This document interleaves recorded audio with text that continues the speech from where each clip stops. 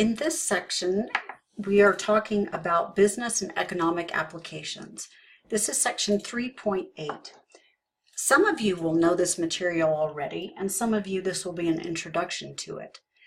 You can see here on the screen that there are different formulas for functions that look like lines. If you look at number 9, you'll see it has C of x is equal to 35x plus 200,000. What does the capital C represent? What does the x represent? In this section, we'll be talking about cost, revenue, profit, what it means to break even, and what it means to make a profit. So let's start with the cost. There is a cost to making an item. So the cost of an item is how much it costs to produce the item. So this is the money it requires to make it. So one of the things that we can think about is the money required to make or produce the item. This could be everything from raw materials like metals or plastics, to paying for the labor force, to paying for the machines that produce the item. It could be everything from insurance on the building to liability to marketing to sales force. It could be all kinds of things that go into the cost of an item. This is not the same thing as the price of the item. So when you're talking about the price of an item, this is the price that you're going to sell it to the consumer for. So the price of an item is the money you sell the item for. So again, these are not the same. The money you sell the item for. The price is what you pay in the store to buy the item. The cost is what it costs the company to produce the item. If you're going to make a profit on it, then you have to charge a higher price than it cost you to make the item. So the cost function takes into account all the different things that can affect cost. When we're talking about the cost of an item, we're usually talking about what we call total cost. And total cost is generally represented as made up of two different kinds of costs. Something called fixed costs plus what are called variable costs. Now, if you're talking about fixed costs, what kinds of things might be fixed? When you're talking about a company, if you're producing an item, let's say you're producing a marker, for example, then you have to have a building that manufactures the markers.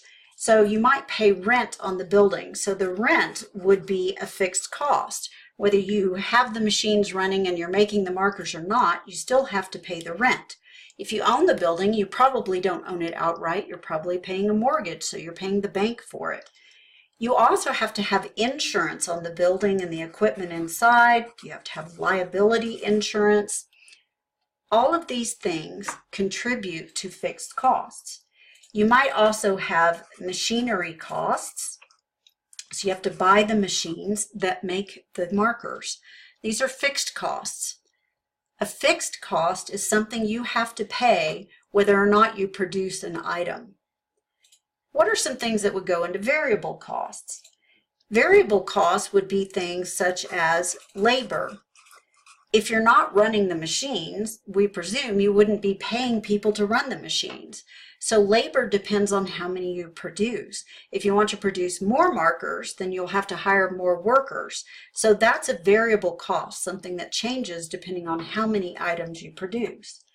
Other things that are affected by the number of items you produce would be the materials that go into making your item. So for a marker, we would have to pay for the plastic, we would have to pay for the felt tips, we would have to pay for the ink. If I want to make more markers, then I have to have more ink and I have to have more plastic. So that would be a variable cost. Let's take a look at one of these equations. We're going to look at problem number 12.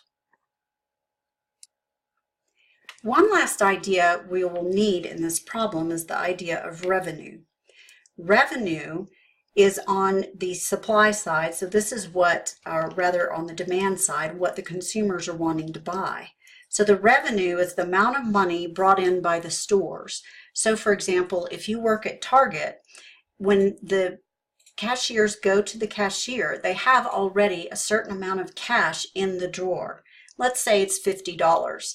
At the end of their shift, their cash drawer is taken by the manager and counted. Let's suppose at the end of the shift, they have $350. The $50 that was originally in there is subtracted, which means that the store brought in a revenue of $300. The $350 minus the original $50 already in the cash till. So the revenue is what the store or the company brings in by selling the items. So it's equal to the number of items sold multiplied by the price per item. That's revenue, which is often represented with a capital R. Now let's look at problem 12. In problem 12, we have this equation. Capital C of X, which is total cost, is represented by the equation 30x plus 49,500. The revenue, represented by capital R, is R of X is equal to 85x. We're told that we need to find out the total profit function and the break-even point. So what would total profit be? When you're thinking about making money as a company, the revenue is not your profit. Your revenue has to cover both your fixed costs and your variable costs. So your profit equation for total profit is going to be equal to your revenue, the money you bring in by selling X items, minus your total cost. So profit is equal to revenue minus cost. So in order to write a total profit function, often represented as P of X, we would write that as R of X minus C of X. Profit is equal to revenue minus cost. If we use the equations given in problem 12, then we can write the profit as the revenue function, 85x, minus the cost function, 30x plus 49,500. However, to subtract this entire equation, we have to remember to put it in parentheses because there are two terms in that equation. If we don't put it in parentheses, we would only subtract the 30x and not subtract the 49,500. The negative on the outside of the parentheses is treated as a -1 multiplied by both terms inside. This lets us write the equation 85x minus 30x minus 49,500. Once we have that equation, we can subtract 30x from 85x, and that will leave us with 55x minus 49,500. This is an equation that represents the total profit based on that item. The total revenue from selling X items at a certain price per item minus the total cost for that item, the fixed costs plus the variable cost. That's part one. Part two, they want us to find what's called the break-even point. What is break-even point? When you're thinking about the break-even point, break-even means you don't make a profit. In other words, your revenue is equal to your cost, or your profit is zero. Because your profit is zero, when you look over here at the equation for total profit, if this is zero, then revenue has to equal total cost. That's the only way you'll get zero. So since the total profit is zero, that tells us that the revenue is equal to the cost.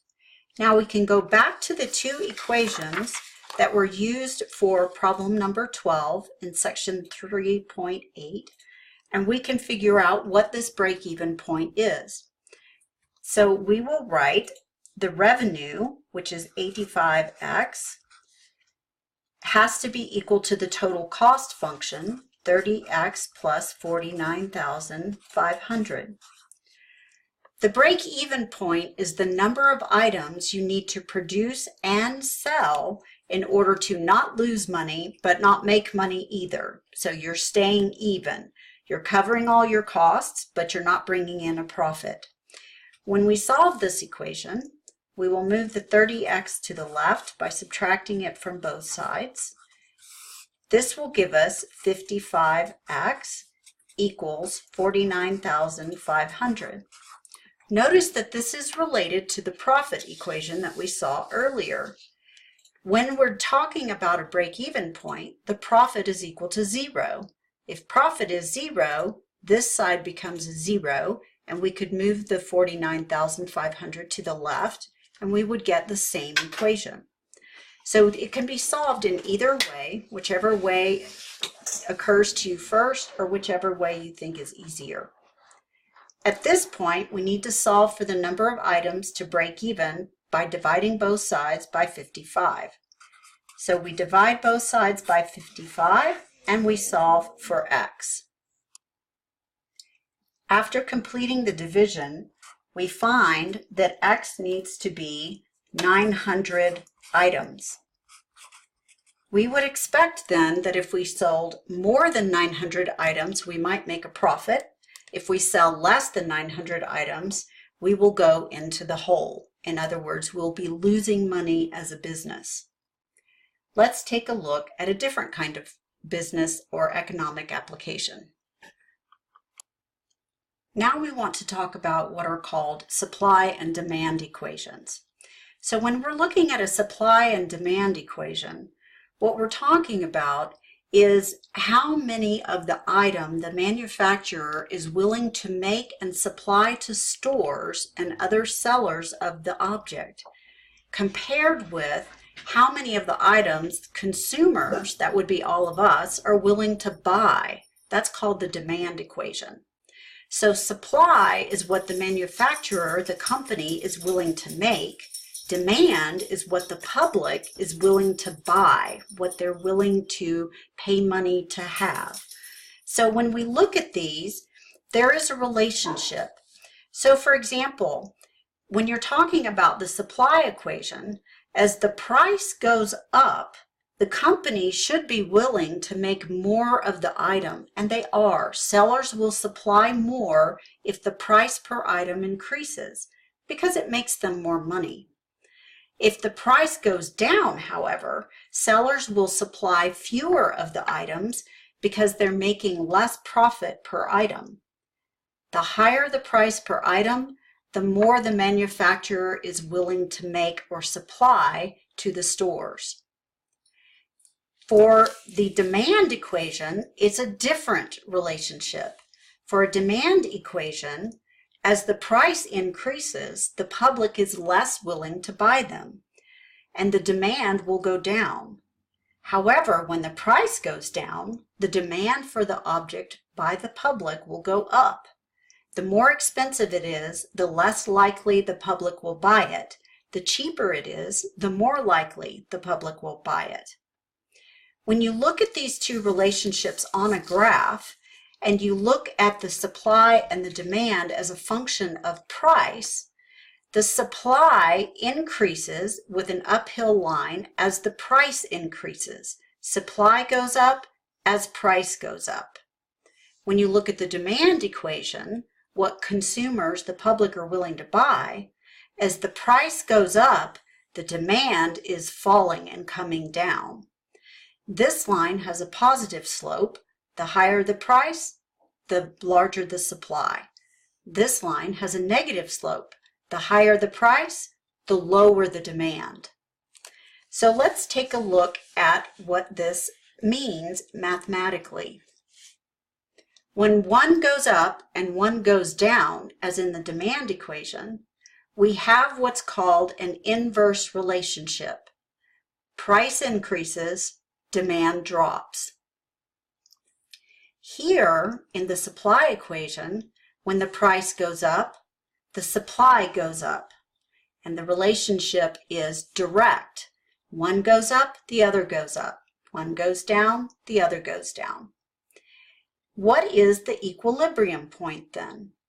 Equilibrium is the point where the supply equation and the demand equation cross, where those two graphs meet. If I were to graph the two graphs on the same axis, the question is, if that's supply and this is demand, then the equilibrium point would be the point right here where they meet, where they cross.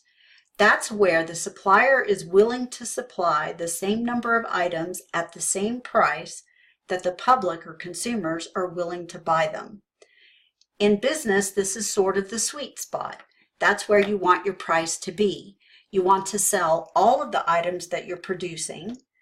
You don't want extra inventory on the store's shelves because that loses you money. On the other hand, you don't want people walking away from the store not being able to buy the item. So every item that you're supplying is being sold, and every person that wants one is getting one. That's the equilibrium point. Let's take a look at a problem. In problem number 22, still in section 3.8, we have two equations here on the left which represent the demand and supply equations. This is a capital letter D representing the demand equation for how many of the items the public or consumers are willing to buy for a given price per item. Lowercase p represents the price of an item in the store. The capital letter S represents the supply of those items that the manufacturer is willing to supply to the stores at the same price. So P again is the price of the item in the store. Not what it costs the company to make, but the price for which they can sell the items. These two equations represent a system, the demand of the system and the supply of the system. And again, we are looking for where these two equations meet. The supply is an uphill direct relationship. As the price increases, the supply increases. The demand relationship is an inverse relationship. When the price increases, our public's demand for the item goes down. So now we want to solve these two systems. How can we find what's called the equilibrium point? So remember, when we have an equilibrium point, the equilibrium point represents where demand equals supply. So the equilibrium point is when the supply is equal to the demand. And that gives us our clue as to how to set up these equations. If supply equals demand, then I can take the right-hand sides of these two functions and set them equal to each other. So the supply is $210 plus, or items, plus 16 times P, which is equal to 800 minus 43P, the demand side of the equation. Now we need to find out what is this magical price where the suppliers are willing to supply the same number of items that the public is willing to buy. When I look at my two P variables, I have 16P on the left and I have negative 43P on the right. Although 43 is larger than 16, all negatives are smaller numbers than positives. So to avoid a negative, I'm going to move the negative term. So I'm going to add 43P to both sides so that I won't have to deal with the negatives later. Does it matter for the final answer? No, it doesn't. But it does help prevent me from making a careless mistake by losing the negative. Since I've chosen to move the P variables to the left, that means any term that's strictly a constant, like 210, needs to move to the right. So I will subtract 210 from both sides of the equation. Remember that the equation balances here at the equal sign, whether it's in the middle or not. The equal sign is where the equation balances. Combining like terms on each side, I end up with 59P on the left equal to 590 on the right. To solve for P, I should divide both sides by 59. After dividing both sides by 59, I learn that I can get a price per item, P, equal to $10. If I sell these items for $10 each, the suppliers will supply the same number of items that the public, the consumers, are willing to buy. So my break-even point is to set the price of the item in the store at $10. Now we're going to complete one last example in the Business and Economic Applications section. We're going to take a look at problem number 28, where you can see the top part of it here on the screen. This is a computer manufacturing problem. Let's read through the initial statement of the problem, and then we can write down some information and start taking a look at parts A and B. It says, Current Electronics plans to introduce a new laptop computer. The fixed costs are $125,300 and the variable costs are $450 per unit. The revenue from each computer is $800. Find the following. Now that I know that it has something to do with money, costs, and revenue, I know that the formulas I will need are the ones for fixed costs, variable costs, total cost, revenue, profit, the break-even point, and the equilibrium point. I know I won't need distance rate time formulas, and I won't need the banking formulas for interest or compound interest. I won't need area or volume. Let's go back to the beginning and see what information we need to write down. Current Electronics, that's the name of the company, plans to introduce a new laptop computer. So our items are computers. This does not actually affect the mathematics of the equation. It does give us information, but not mathematically important information. The next sentence, however, does.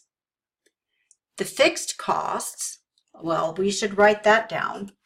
Fixed costs are, and remember any form of the be verb, is, are, was, were, those are usually translated as equal.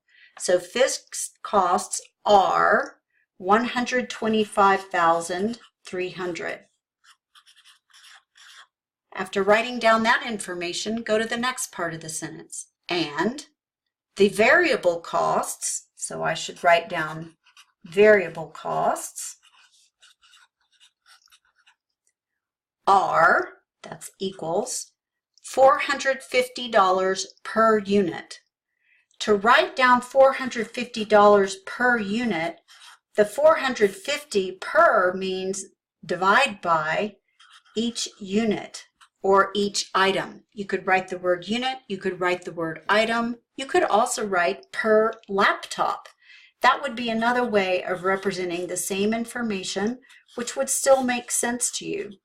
It's $450 for each laptop, which means those are the variable costs, which means that it costs the company a variable cost, labor, materials, those sorts of things, $450 per laptop to produce.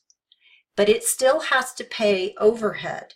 That's the rent or the mortgage on the manufacturing building, that's the machinery itself, those kinds of things, insurance, paying to keep the electricity on and the lights running. The next sentence deals with revenue, and it reads, the revenue, so we should write down capital R for revenue, from each computer. What do they mean from each computer? Well, let's keep reading, see if we can figure it out. Is $800. Well, revenue for one computer is $800, means that the revenue is $800 times the number of items you sell. So let's let X represent the number of items sold. Then the revenue is 800 multiplied by X, where X equals number of laptops sold. Not number of laptops manufactured, but number of laptops sold. Remember that revenue is the money taken into the cash drawer by the store.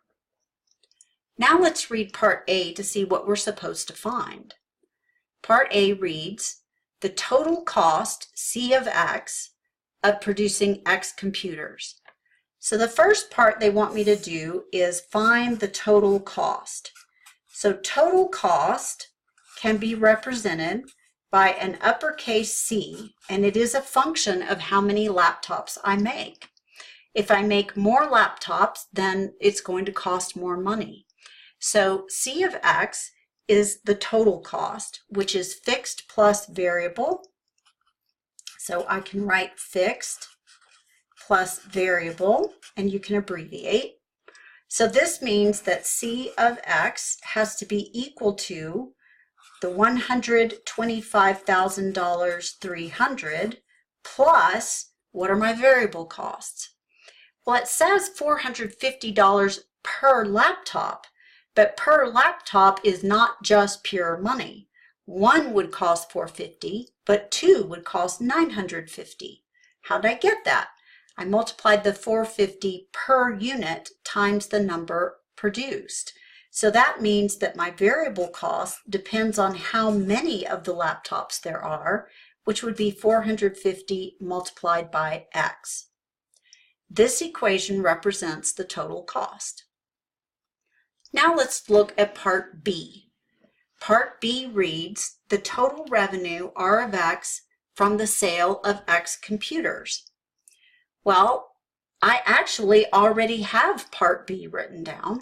Total revenue is the price of the item that we're selling, which in our case is 800, times the number that we sell. So this equation that I already have written down up here, this does represent the total revenue. So I can label that as Part B. Let's move the screen up a little so you can see the other parts, and let's read through C, D, and then E. Hopefully you're enjoying the picture of the really cute dog, which is actually not on our problem, it's on problem 29. But if you're looking at problem 28 at Part C, it asks for the total profit P of X from the production and sale of X laptop computers. So in Part C, I need total profit. Remember that our total profit is found by taking revenue and subtracting from revenue the total cost. So now I need to represent my revenue and total cost with their functions. So profit is a capital P of X, which is the revenue, 800X, minus the total cost. But there are two terms in total cost, so I have to put those in closed parentheses so that I subtract both terms from the revenue. That means I have to apply the distributive property. The -1 gets multiplied by both terms on the inside, turning them both negative. This leads me to write 800X minus 125,300 minus 450X. The 125,300 is a constant, but these two terms are alike. They're both X. So if I have 800X minus 450X, that gives me 350X. And that is my profit function. 350X minus 125,300. This is my total profit equation. Now let's look at Part D. Part D says the profit or loss from the production and sale of 100 computers of 400 computers. Let's take the case of 100 computers first. Suppose that we have produced and sold 100 computers. That means that X equals 100. Well, what would the profit or loss from the production be? The loss will come from the profit equation. If it ends up being a negative profit, that's a loss. So the only equation I need is the profit equation that I had from before. So let me place that at the top of the screen so you can see it at the same time. My profit equation was 350X minus 125,300. I need to find P of 100. So I replace the X variable with 100 and I multiply it by the 350. This gives me the following equation.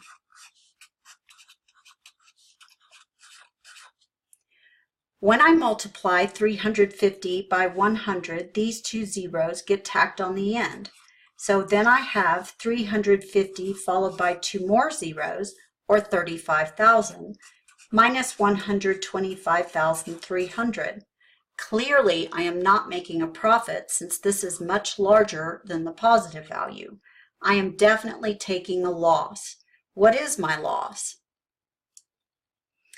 I am producing a loss of $90,300.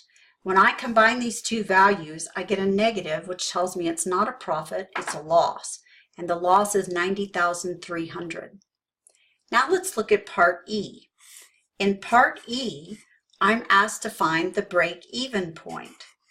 Let's try to remember what the break-even point is again. Break-even point is not the same as equilibrium point. Equilibrium point is when supply from the manufacturer meets demand from the consumer. The break-even point is talking about money. The break-even point is when the revenue is equal to the total cost. That's when profit equals zero. So I can say that revenue is equal to total cost. That's break-even. R is equal to C. When I write out that equation, if you remember up above, we have written down our revenue and total cost functions, and here they are. Revenue is 800 per laptop times the number of laptops sold. So if we're going to do that, I need to write down 800x to represent the revenue. On the right side, I need the total cost function, which was given by this equation here. The fixed cost, 125,300, plus the variable cost of 450x.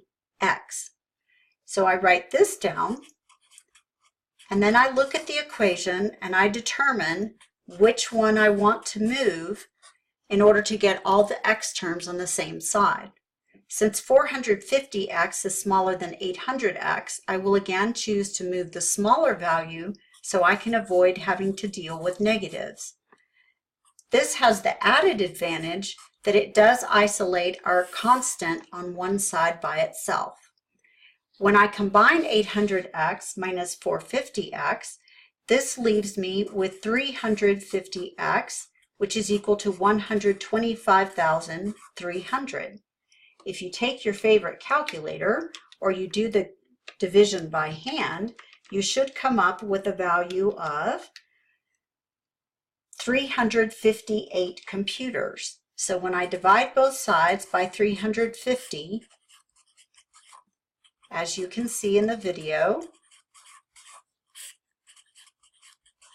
I end up with X being 358 computers. To break even, I need to sell 358 computers. That is my break-even point. Let's look at one more thing.